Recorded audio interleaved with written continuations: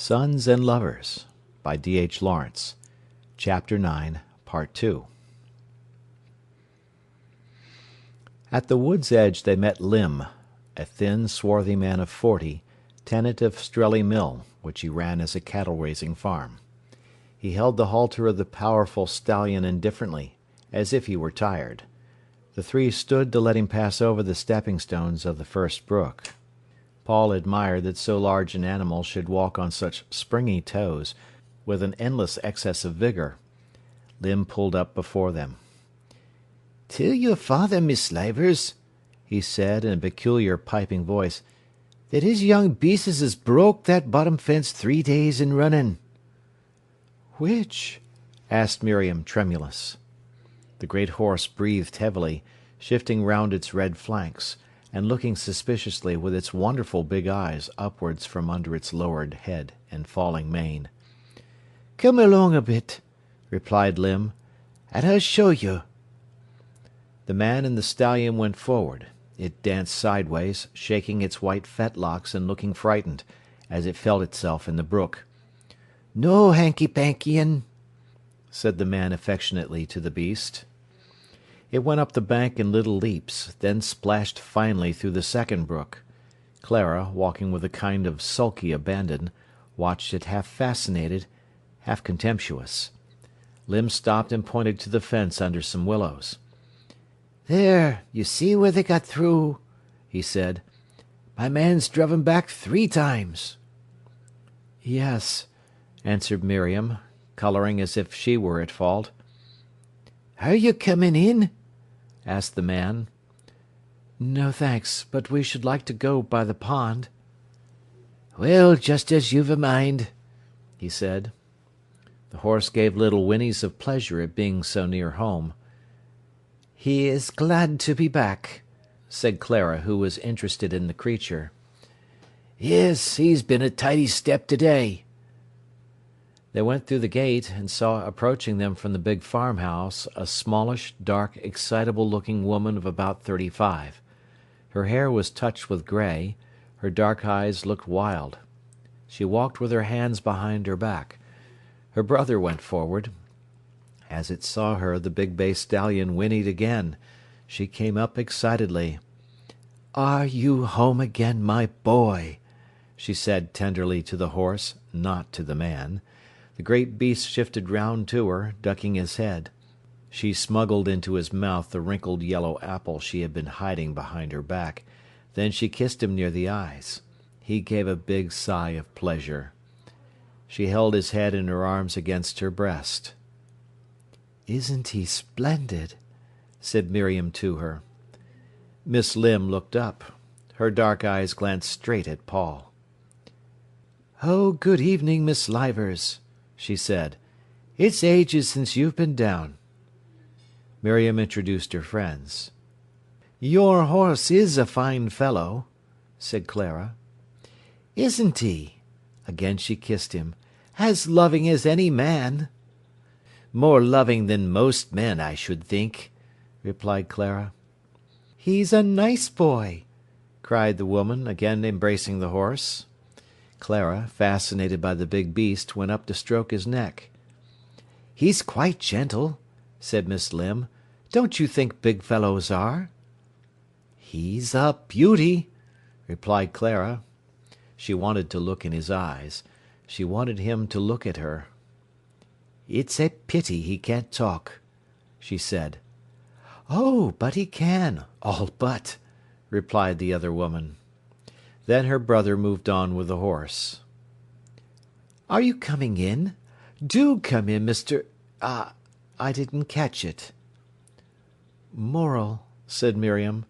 "No, we won't come in, but we should like to go by the mill pond." "Yes, yes, do. Do you fish, Mr. Morel?" "No," said Paul. "Because if you do, you might come and fish any time," said Miss Lim. "We scarcely see a soul from week's end to week's end. I should be thankful." "What fish are there in the pond?" he asked. They went through the front garden, over the sluice, and up the steep bank to the pond, which lay in shadow, with its 2 wooded islets. Paul walked with Miss Lim. "I shouldn't mind swimming here," he said. "Do," she replied. "Come when you like. My brother will be awfully pleased to talk with you. He is so quiet, because there is no one to talk to. Do come and swim." Clara came up. "It's a fine depth," she said, "and so clear." "Yes," said Miss Limb. "Do you swim?" said Paul. "Miss Limb was just saying we could come when we liked." "Of course there's the farmhands," said Miss Limb. They talked a few moments, then went up the wild hill, leaving the lonely, haggard-eyed woman on the bank. The hillside was all ripe with sunshine. It was wild and tussocky, given over to rabbits. The three walked in silence. Then, "She makes me feel uncomfortable," said Paul. "You mean Miss Limb?" asked Miriam. "Yes." "What's the matter with her? Is she going dotty with being too lonely?" "Yes," said Miriam. "It's not the right sort of life for her. I think it's cruel to bury her there. I really ought to go and see her more, but she upsets me." "She makes me feel sorry for her. Yes, and she bothers me," he said. "I suppose," blurted Clara suddenly, "she wants a man." The other two were silent for a few moments. "But it's the loneliness sends her cracked," said Paul. Clara did not answer, but strode on uphill. She was walking with her hand hanging, her legs swinging as she kicked through the dead thistles and the tussocky grass, her arms hanging loose. Rather than walking, her handsome body seemed to be blundering up the hill. A hot wave went over Paul. He was curious about her. Perhaps life had been cruel to her. He forgot Miriam, who was walking beside him, talking to him. She glanced at him, finding he did not answer her. His eyes were fixed ahead on Clara. "Do you still think she is disagreeable?" she asked. He did not notice that the question was sudden. It ran with his thoughts. "Something's the matter with her," he said. "Yes," answered Miriam. They found at the top of the hill a hidden wild field, two sides of which were backed by the wood, the other sides by high loose hedges of hawthorn and elder bushes. Between these overgrown bushes were gaps that the cattle might have walked through, had there been any cattle now. There the turf was smooth as velveteen, padded and holed by the rabbits. The field itself was coarse, and crowded with tall, big cowslips that had never been cut. Clusters of strong flowers rose everywhere above the coarse tussocks of bent. It was like a roadstead crowded with tan, fairy shipping. "Ah!" cried Miriam, and she looked at Paul, her dark eyes dilating. He smiled. Together they enjoyed the field of flowers. Clara, a little way off, was looking at the cowslips disconsolately. Paul and Miriam stayed close together, talking in subdued tones. He kneeled on one knee, quickly gathering the best blossoms, moving from tuft to tuft restlessly, talking softly all the time. Miriam plucked the flowers lovingly, lingering over them. He always seemed to her too quick and almost scientific. Yet his bunches had a natural beauty more than hers. He loved them, but as if they were his and he had a right to them. She had more reverence for them. They held something she had not. The flowers were very fresh and sweet. He wanted to drink them. As he gathered them, he ate the little yellow trumpets. Clara was still wandering about disconsolately. Going towards her, he said, "Why don't you get some?" "I don't believe in it. They look better growing." "But you'd like some?" "They want to be left." "I don't believe they do." "I don't want the corpses of flowers about me," she said. "That's a stiff, artificial notion," he said. "They don't die any quicker in water than on their roots. And besides, they look nice in a bowl. They look jolly. And you only call a thing a corpse because it looks corpse-like." "Whether it is one or not?" she argued. "It isn't one to me. A dead flower isn't a corpse of a flower." Clara now ignored him. "And even so, what right have you to pull them?" she asked. "Because I like them, and want them, and there's plenty of them." "And that is sufficient?" "Yes, why not? I'm sure they'd smell nice in your room in Nottingham." "And I should have the pleasure of watching them die." "But then, it does not matter if they do die." Whereupon he left her, and went stooping over the clumps of tangled flowers which thickly sprinkled the field like pale, luminous foam clots. Miriam had come close. Clara was kneeling, breathing some scent from the cowslips. "I think," said Miriam, "if you treat them with reverence, you don't do them any harm. It is the spirit you pluck them in that matters." "Yes," he said. "But no, you get 'em because you want 'em, and that's all." He held out his bunch. Miriam was silent. He picked some more. "Look at these," he continued. "Sturdy and lusty like little trees and like boys with fat legs." Clara's hat lay on the grass not far off. She was kneeling, bending forward still to smell the flowers. Her neck gave him a sharp pang, such a beautiful thing, yet not proud of itself just now. Her breasts swung slightly in her blouse. The arching curve of her back was beautiful and strong. She wore no stays. Suddenly, without knowing, he was scattering a handful of cowslips over her hair and neck, saying, "Ashes to ashes and dust to dust, if the Lord won't have you, the devil must." The chill flowers fell on her neck. She looked up at him with almost pitiful, scared grey eyes, wondering what he was doing. Flowers fell on her face, and she shut her eyes. Suddenly, standing there above her, he felt awkward. "I thought you wanted a funeral," he said, ill at ease. Clara laughed strangely, and rose, picking the cowslips from her hair. She took up her hat and pinned it on. One flower had remained tangled in her hair. He saw, but would not tell her. He gathered up the flowers he had sprinkled over her. At the edge of the wood, the bluebells had flowed over into the field and stood there like flood water. But they were fading now. Clara strayed up to them. He wandered after her. The bluebells pleased him. "Look how they've come out of the wood," he said. Then she turned with a flash of warmth and of gratitude. "Yes," she smiled. His blood beat up.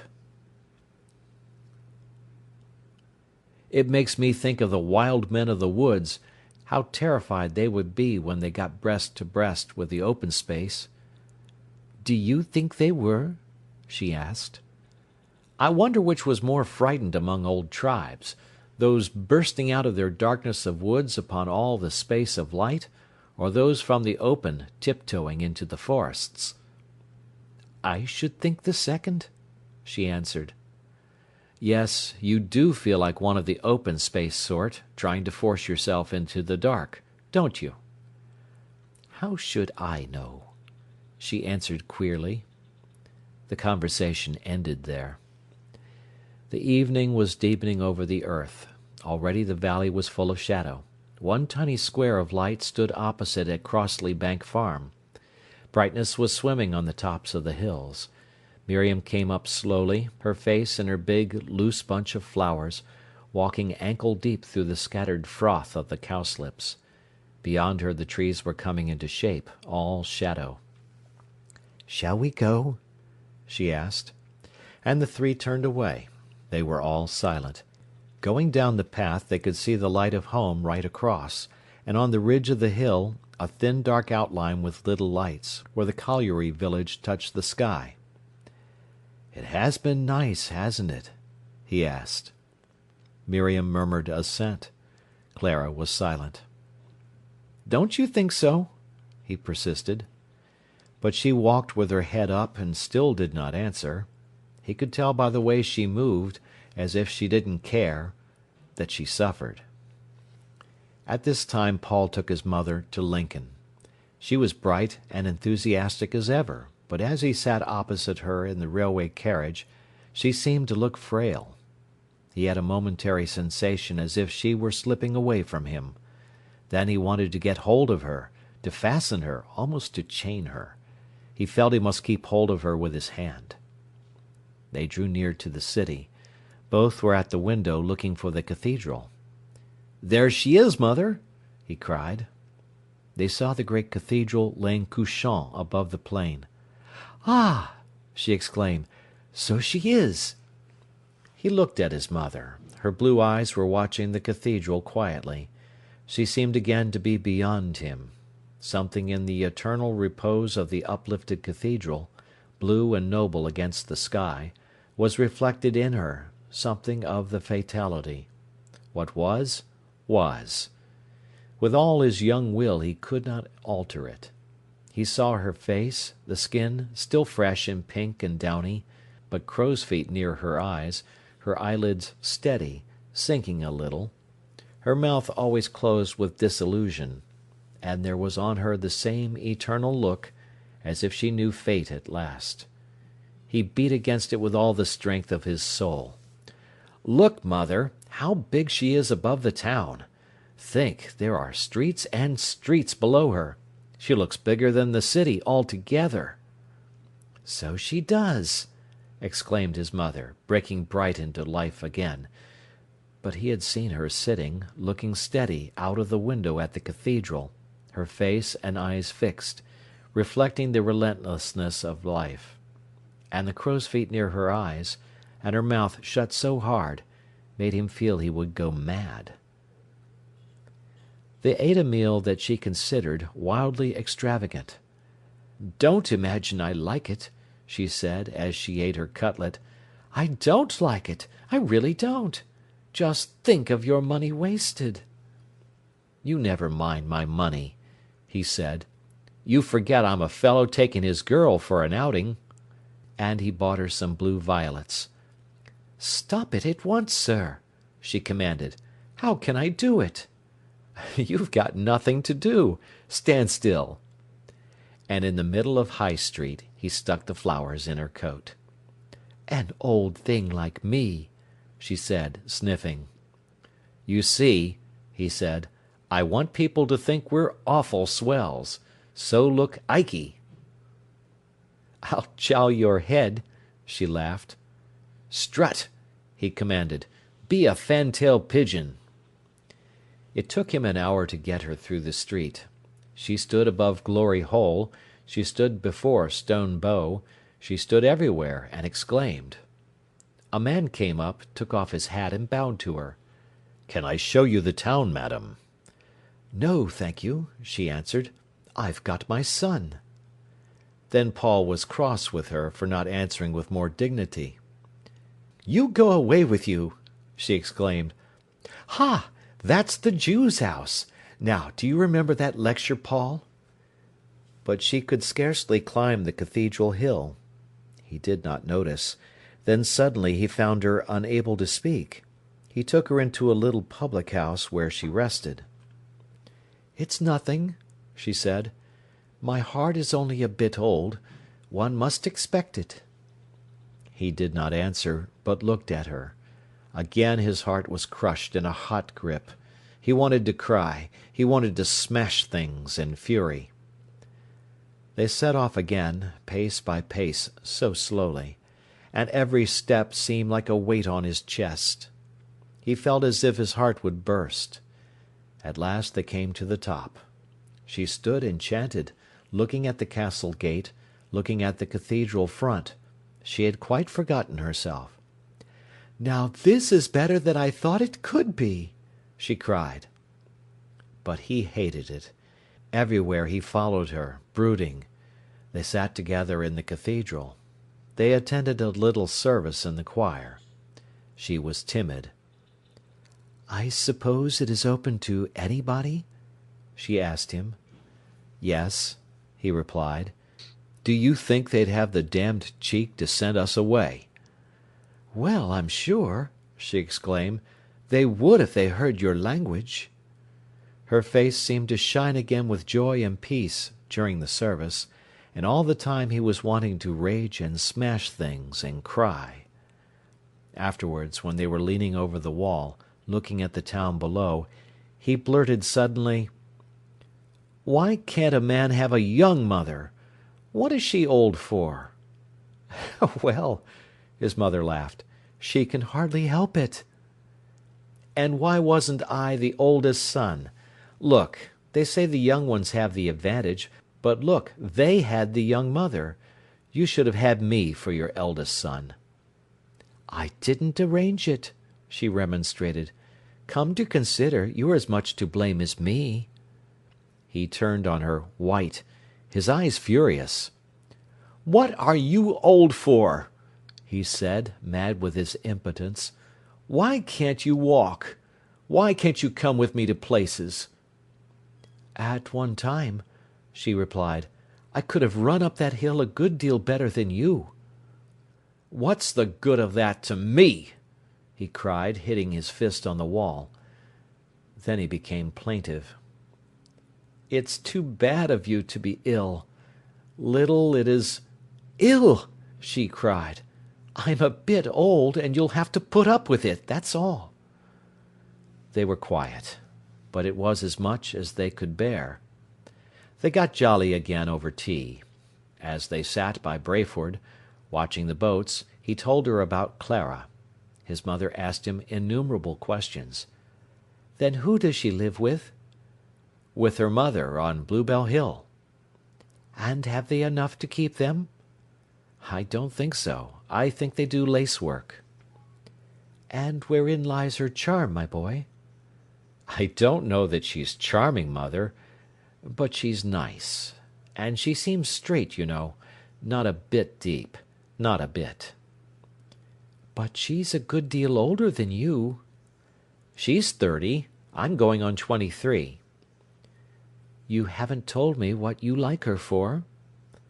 "Because I don't know. A sort of defiant way she's got. A sort of angry way."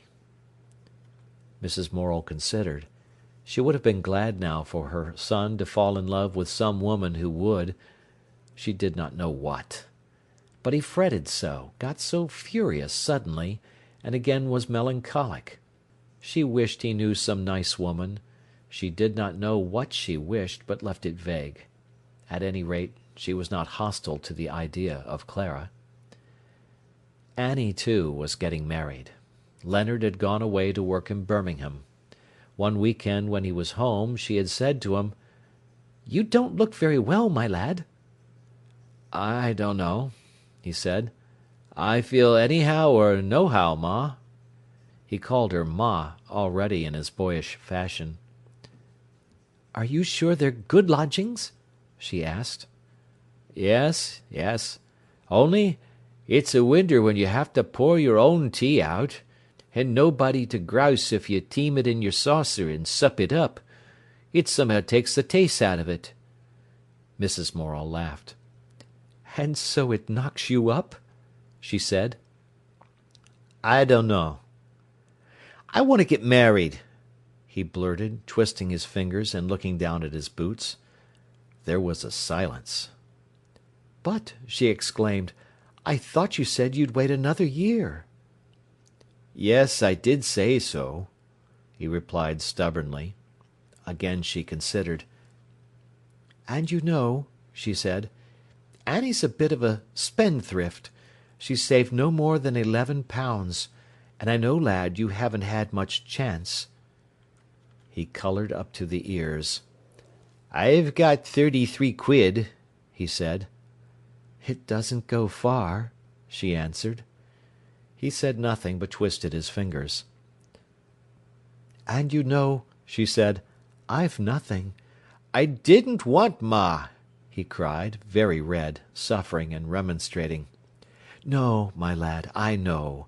I was only wishing I had. And take away £5 for the wedding and things, it leaves £29. You won't do much on that."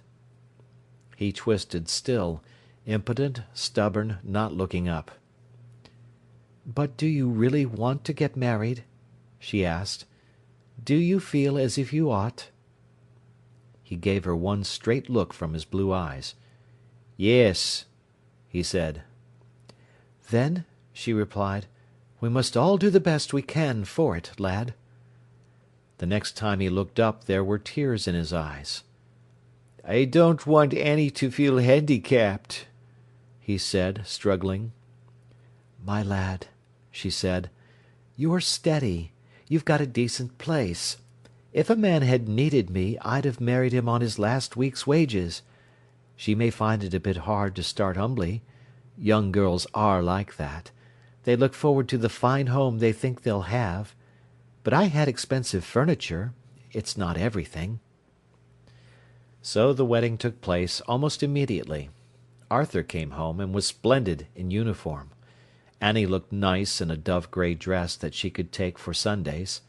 Morel called her a fool for getting married, and was cool with his son-in-law. Mrs. Morel had white tips in her bonnet, and some white on her blouse, and was teased by both her sons for fancying herself so grand. Leonard was jolly and cordial, and felt a fearful fool. Paul could not quite see what Annie wanted to get married for. He was fond of her, and she of him. Still, he hoped rather lugubriously that it would turn out all right. Arthur was astonishingly handsome in his scarlet and yellow, and he knew it well, but was secretly ashamed of the uniform. Annie cried her eyes up in the kitchen, on leaving her mother.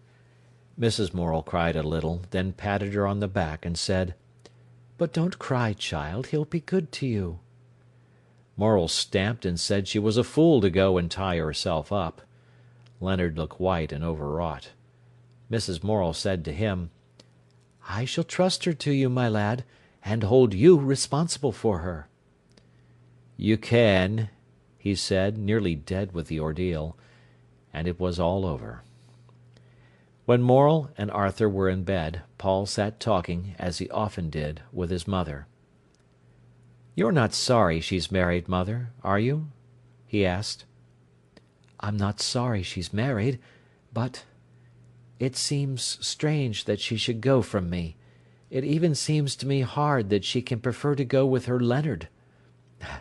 That's how mothers are. I know it's silly." "And shall you be miserable about her?" "When I think of my own wedding day," his mother answered, "I can only hope her life will be different." "But you can trust him to be good to her?" "Yes, yes. They say he's not good enough for her. But I say if a man is genuine, as he is, and a girl is fond of him, then it should be all right. He's as good as she." "So you don't mind?" "I would never have let a daughter of mine marry a man I didn't feel to be genuine through and through. And yet there's a gap now she's gone." They were both miserable, and wanted her back again. It seemed to Paul his mother looked lonely, in her new black silk blouse with its bit of white trimming. "At any rate, mother, I shall never marry," he said. "Ay, they all say that, my lad. You've not met the one yet. Only wait a year or two." "But I shan't marry, mother. I shall live with you, and we'll have a servant." "Ay, my lad. It's easy to talk. We'll see when the time comes." "What time? I'm nearly 23. "Yes, you're not one that would marry young, but in 3 years' time—" "I shall be with you just the same." "We'll see, my boy. We'll see." "But you don't want me to marry?" "I shouldn't like to think of you going through your life without anybody to care for you and do. No." "And you think I ought to marry?" "Sooner or later every man ought." "But you'd rather it were later." "It would be hard, and very hard. It's as they say, a son's my son till he takes him a wife, but my daughter's my daughter the whole of her life." "And you think I'd let a wife take me from you?" "Well, you wouldn't ask her to marry your mother as well as you." Mrs. Morel smiled. "She could do what she liked. She wouldn't have to interfere." "She wouldn't, till she'd got you, and then you'd see." I never will see. I'll never marry while I've got you. I won't." "But I shouldn't like to leave you with nobody, my boy," she cried. "You're not going to leave me. What are you? 53. I'll give you to 75. There you are. I'm fat and 44. Then I'll marry a staid body. See?" His mother sat and laughed. "Go to bed," she said. "Go to bed." "And we'll have a pretty house, you and me, and a servant, and it'll be just all right. I shall perhaps be rich with my painting." "Will you go to bed?" "And then you shall have a pony carriage. See yourself, a little Queen Victoria trotting round." "I tell you to go to bed," she laughed. He kissed her and went. His plans for the future were always the same. Mrs. Morel sat brooding. About her daughter, about Paul, about Arthur. She fretted at losing Annie. The family was very closely bound. And she felt she must live now, to be with her children. Life was so rich for her. Paul wanted her, and so did Arthur. Arthur never knew how deeply he loved her. He was a creature of the moment. Never yet had he been forced to realise himself. The army had disciplined his body, but not his soul. He was in perfect health, and very handsome. His dark, vigorous hair sat close to his smallish head. There was something childish about his nose, something almost girlish about his dark blue eyes. But he had the fun red mouth of a man under his brown moustache, and his jaw was strong. It was his father's mouth. It was the nose and eyes of her own mother's people. Good-looking, weak-principled folk. Mrs. Morel was anxious about him. Once he had really run the rig, he was safe. But how far would he go? The army had not really done him any good. He resented bitterly the authority of the officers. He hated having to obey as if he were an animal. But he had too much sense to kick. So he turned his attention to getting the best out of it. He could sing. He was a boon companion. Often he got into scrapes, but they were the manly scrapes that are easily condoned.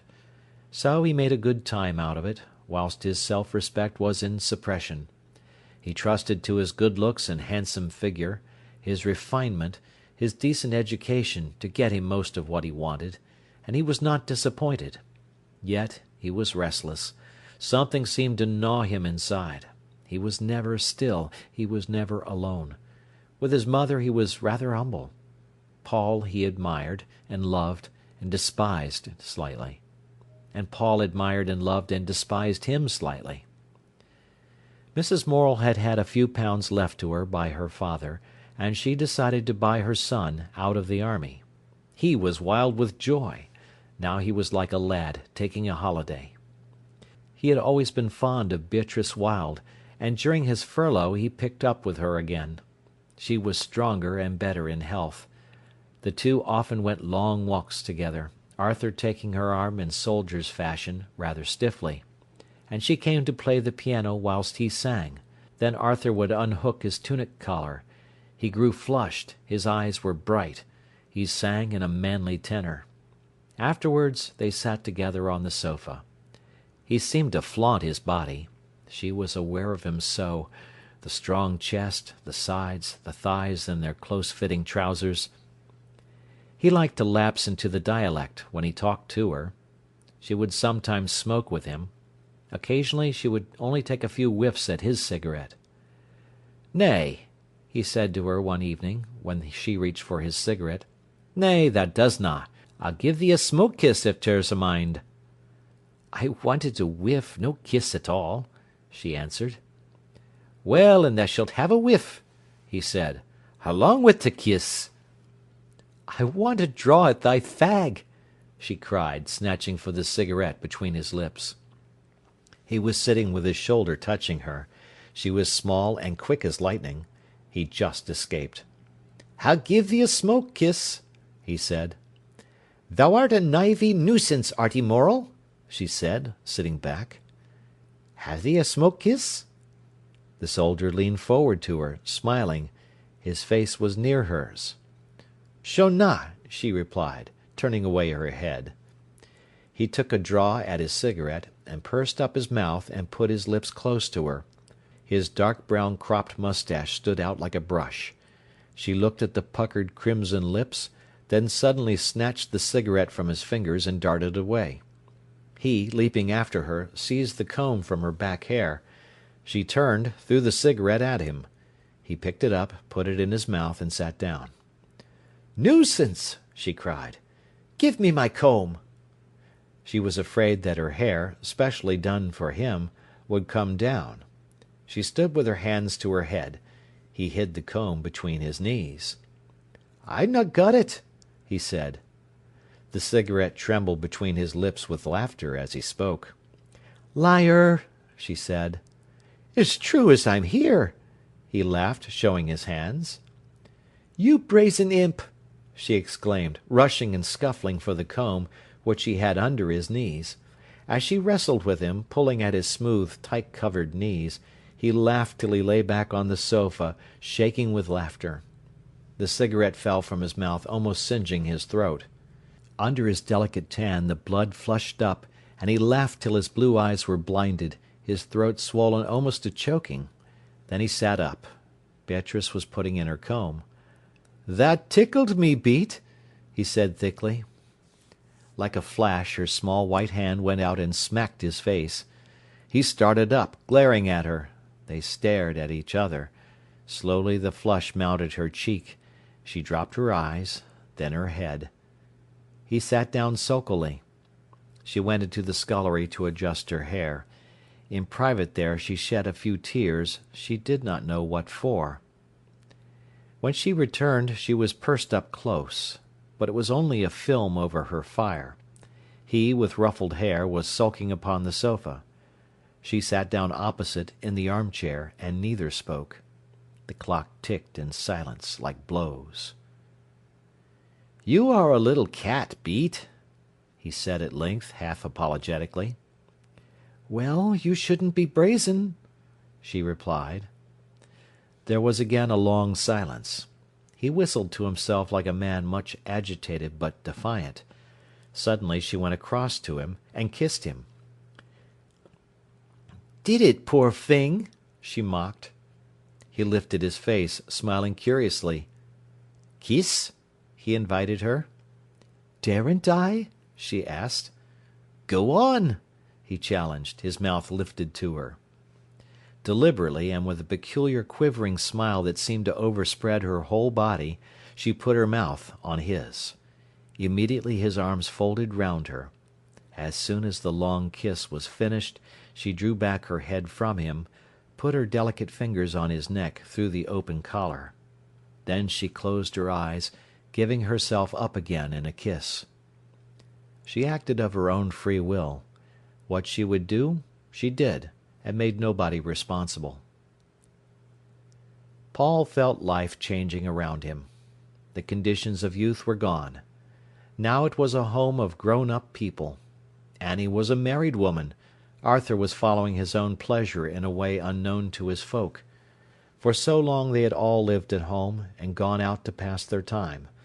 But now, for Annie and Arthur, life lay outside their mother's house. They came home for holiday and for rest. So there was that strange, half-empty feeling about the house, as if the birds had flown. Paul became more and more unsettled. Annie and Arthur had gone. He was restless to follow. Yet home was for him beside his mother. And still there was something else, something outside, something he wanted. He grew more and more restless. Miriam did not satisfy him. His old mad desire to be with her grew weaker. Sometimes he met Clara in Nottingham, sometimes he went to meetings with her, sometimes he saw her at Willey Farm. But on these last occasions the situation became strained. There was a triangle of antagonism between Paul and Clara and Miriam.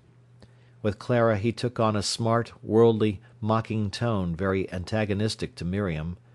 It did not matter what went before. She might be intimate and sad with him. Then as soon as Clara appeared it all vanished and he played to the newcomer. Miriam had one beautiful evening with him in the hay. He had been on the horse-rake, and having finished, came to help her to put the hay in cocks. Then he talked to her of his hopes and despairs, and his whole soul seemed to lie bare before her. She felt as if she watched the very quivering stuff of life in him. The moon came out. They walked home together. He seemed to have come to her because he needed her so badly, and she listened to him, gave him all her love and her faith. It seemed to her he brought her the best of himself to keep, and that she would guard it all her life. Nay, the sky did not cherish the stars more surely and eternally than she would guard the good in the soul of Paul Morel.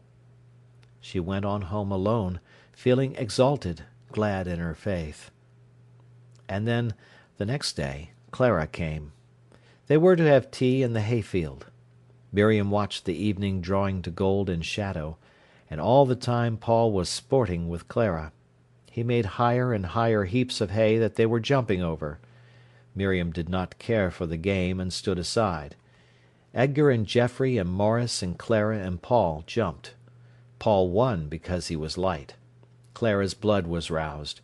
She could run like an Amazon. Paul loved the determined way she rushed at the haycock and leaped, landed on the other side, her breast shaken, her thick hair come undone. "You touched!" he cried. "You touched!" "No," she flashed, turning to Edgar. "I didn't touch, did I? Wasn't I clear?" "I couldn't say," laughed Edgar. None of them could say. "But you touched," said Paul. "You're beaten." "I did not touch," she cried. "As plain as anything," said Paul. "Box his ears for me," she cried to Edgar. "Nay," Edgar laughed. "I daren't. You must do it yourself." "And nothing can alter the fact that you touched," laughed Paul. She was furious with him. Her little triumph before these lads and men was gone. She had forgotten herself in the game. Now he was to humble her.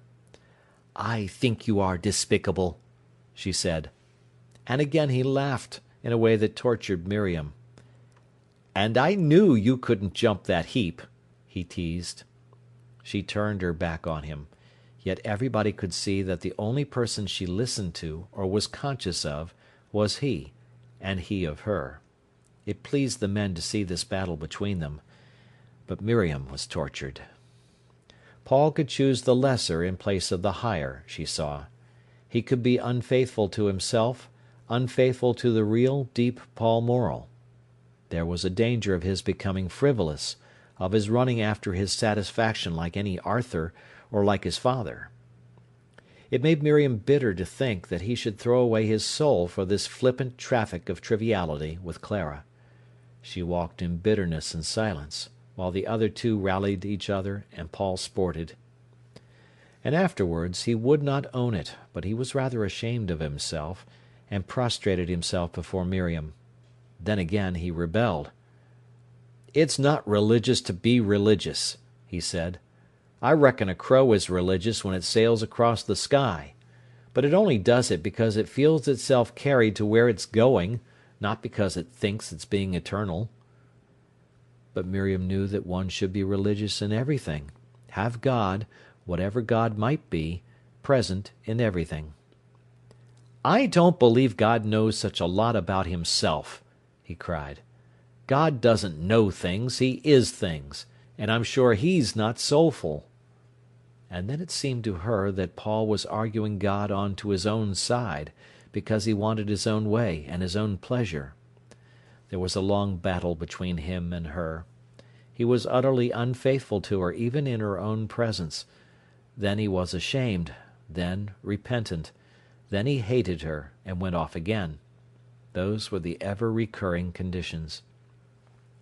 She fretted him to the bottom of his soul. There she remained, sad, pensive, a worshipper. And he caused her sorrow.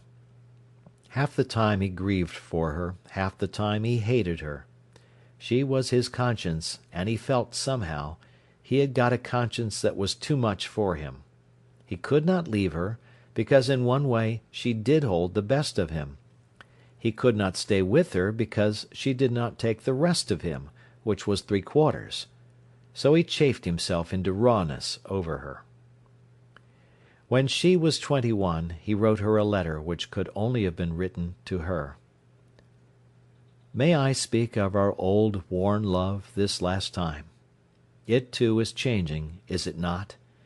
Say, has not the body of that love died, and left you its invulnerable soul? You see, I can give you a spirit love, I have given it you this long, long time, but not embodied passion. See, you are a nun, I have given you what I would give a holy nun, as a mystic monk to a mystic nun. Surely you esteem it best. Yet you regret, no, have regretted, the other. In all our relations no body enters. I do not talk to you through the senses, rather through the spirit. That is why we cannot love in the common sense. Ours is not an everyday affection. As yet we are mortal, and to live side by side with one another would be dreadful, for somehow with you I cannot long be trivial, and, you know, to be always beyond this mortal state would be to lose it. If people marry, they must live together as affectionate humans, who may be commonplace with each other without feeling awkward, not as two souls. So I feel it. Ought I to send this letter? I doubt it. But there, it is best to understand. Au revoir. Miriam read this letter twice, after which she sealed it up. A year later she broke the seal to show her mother the letter. You are a nun. You are a nun. The words went into her heart again and again. Nothing he ever had said had gone into her so deeply, fixedly, like a mortal wound. She answered him 2 days after the party. "Our intimacy would have been all beautiful but for one little mistake," she quoted. "Was the mistake mine?"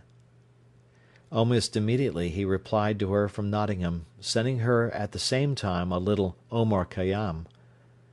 "I'm glad you answered. You are so calm and natural you put me to shame. What a ranter I am.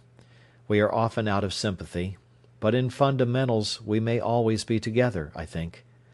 I must thank you for your sympathy with my painting and drawing. Many a sketch is dedicated to you. I do look forward to your criticisms, which, to my shame and glory, are always grand appreciations. It is a lovely joke, that. Au revoir." This was the end of the first phase of Paul's love affair.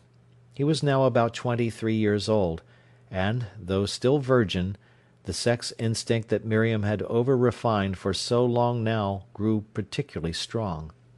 Often, as he talked to Clara Dawes, came that thickening and quickening of his blood, that peculiar concentration in the breast, as if something were alive there, a new self or a new centre of consciousness, warning him that sooner or later he would have to ask one woman or another.